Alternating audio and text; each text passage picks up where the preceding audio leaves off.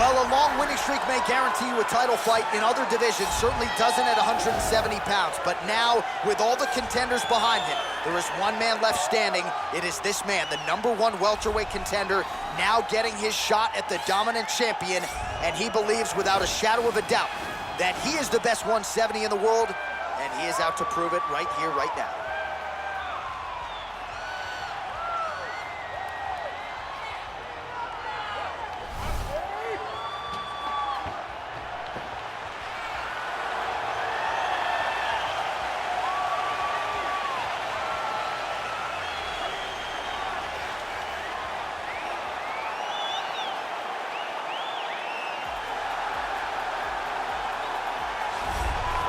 He is the reigning, defending, undisputed UFC welterweight champion in a division full of killers. He has remained the hunted at 170 pounds. Now, unquestionably staring at his toughest challenger to date. Can he go back home as the champion? If he can, another chapter to one of the greatest welterweight legacies the Octagon has ever seen.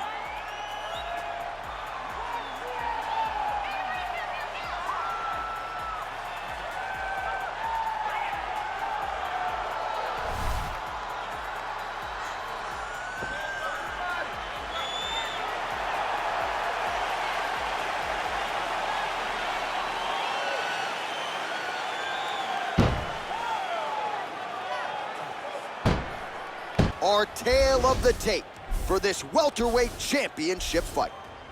More than 5 years apart, with some differences in height, but big differences in reach. Now for the official introductions, here's Bruce Buffer. Ladies and gentlemen, this is the main event of the evening. And when the action begins, our referee in charge, Herb Dean. And now, this is the moment UFC fans around the world have been waiting for. Live from the MGM Grand Garden Arena in Las Vegas, it's time! 5 rounds for the undisputed UFC welterweight championship of the world. Introducing first, fighting out of the blue corner. This man is a kickboxer, holding a professional record of 7 wins, 2 losses. He stands 6 feet 4 inches tall, weighing in at 184 pounds.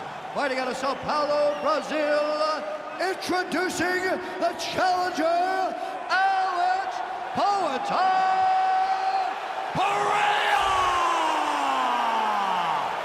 And now introducing the champion, fighting out of the red corner.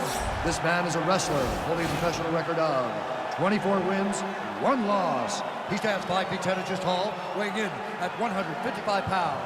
Fighting out of Makhachev, Russia, presenting the reigning, defending, undisputed UFC welterweight champion of the world, Islam Makhachev.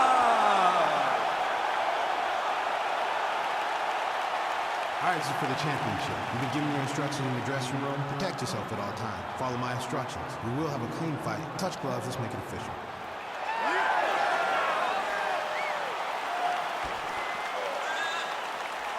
You ready?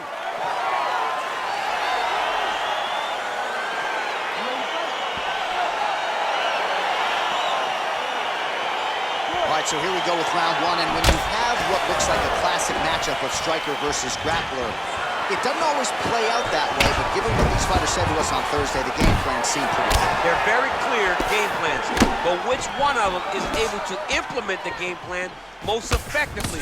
The grappler will try to get forward, get close, try to secure takedowns. He's even willing to pull guard to make sure that he is in the grappling situations. The striker needs to stay at space. The striker needs to maintain distance and fight behind that beautiful jab he possesses. Oh, nice job to land a knee to the body. Man, I wish I was that tall. Stuffs the takedown there. How good is his takedown defense? Punch over the top.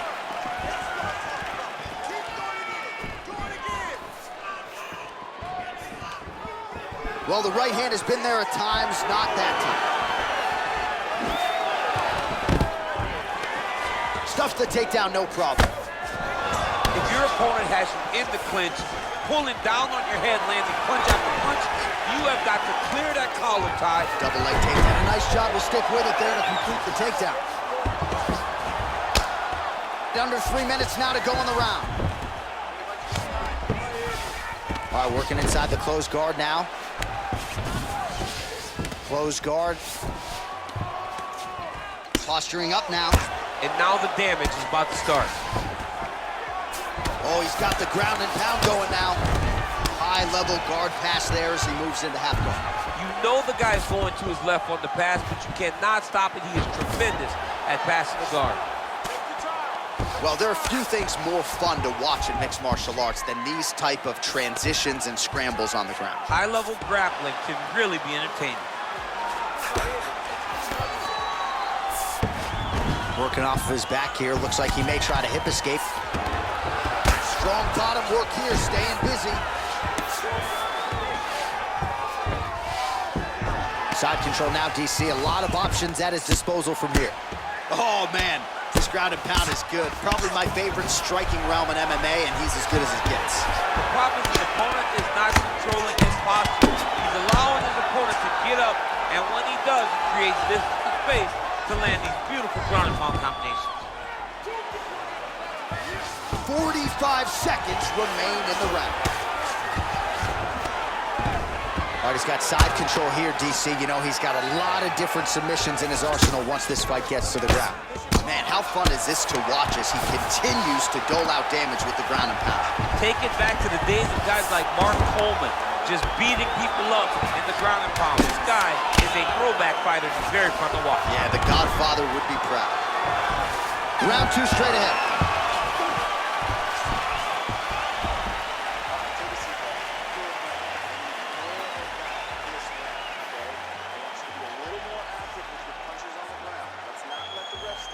All right, a lot of tremendous striking action in that last round, DC. I know you don't have a telestrator, but take us through the ring. I mean, I would love to have my telestrator right now. That was a great display of high-level mixed martial arts striking. Both combatants stood toe-to-toe and let it all hang out.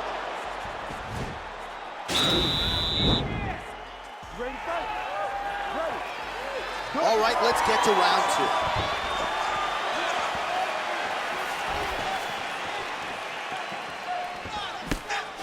Great punch landed with so much power.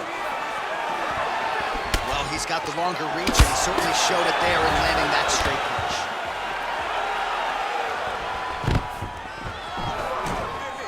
Stuffs that takedown attempt without issue. So he's really starting to put together some significant body shots here. These are going to take their toll as this fight goes on. What a takedown. Close guard. All right, he's very comfortable fighting off his back, DC. Now looks like he's trying to hip escape. Yeah, he's trying to hip escape or maybe look for a Kimura here. Well, anytime you are in a ground fighting situation with this fighter, you're potentially playing with fire. Well, you got to stay busy on the bottom. He's doing it here. Nice punch. All right, he's in a half-guard position here, DC, and in a good spot to dole out a lot of damage, I would think. A lot of damage can be done from the half guard. You sit back on that leg, you press down into your opponent, you drop elbows, you drop punches. What is very key is you controlling the underhook on the far side. If you give up that underhook, your opponent can use the half guard to build up to an elbow, sweep, or just chase down a single leg.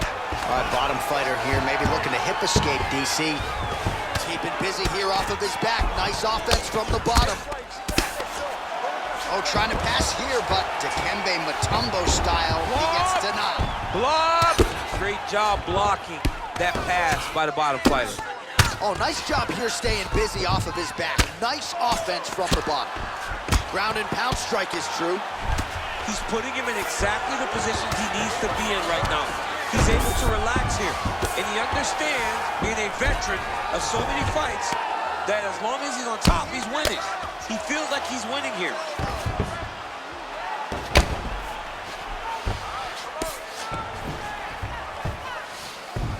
A lot of top pressure being applied here. Beautiful movement, hip work on the ground here, just outstanding with the transition. He is not staying in one place on the ground, and that's very important. Under a minute to go, round 2. Good movement by him here, transitioning very well on the ground tonight. Step for step, he's staying with his opponent in every transition. Well, he's in a compromising spot here, DC. You got to figure out a way to get back to your feet. He needs to shove the knees. Get his opponent's knee off of his belly so he can get to his feet. Well, he's more than content to work off of his back, DC, where he has been a magician in his UFC career. Well, you can see a little bit of swelling in and around that left eye now. Oh, really nice work to keep busy off of his back as he lands some more offense here from bottom.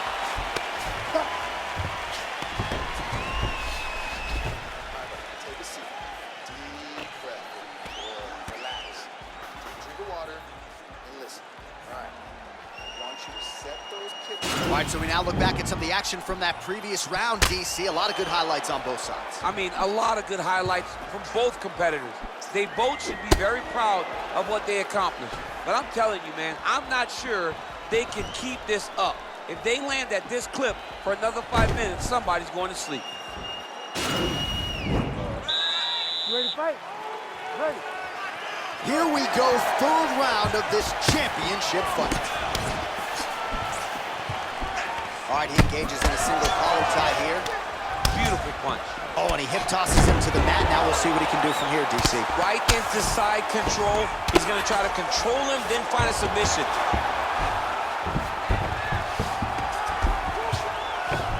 Oh, nice work from the bottom. Tags him with the punch. Well, you know I don't like the gi very much, but I have an appreciation, and a healthy one, for these type of transitions. You can tell he's been in a gi at some point in his life with the way that he moves so freely. I'm skipping jiu-jitsu next week, too. Oh, he's going for his arm now. Oh, wow. Oh! There it is. Oh, now he's in trouble.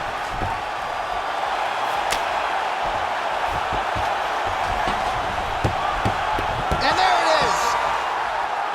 Holy smokes. What a performance. Yeah, great job executing the submission in that fight. Really strong work. You can see the years of repetitions in the gym to set it up and ultimately get the tap there. Great technique to set up the finish. All right, let's take a look back at the replay as he gets it done by submission tonight, champ. I mean, you know, this guy has such a great submission game that you cannot lay in his guard. He's so skilled, he's so tricky, and he's so good at weaving a web that gets you lost in it that he made him pay for it tonight and got the submission victory.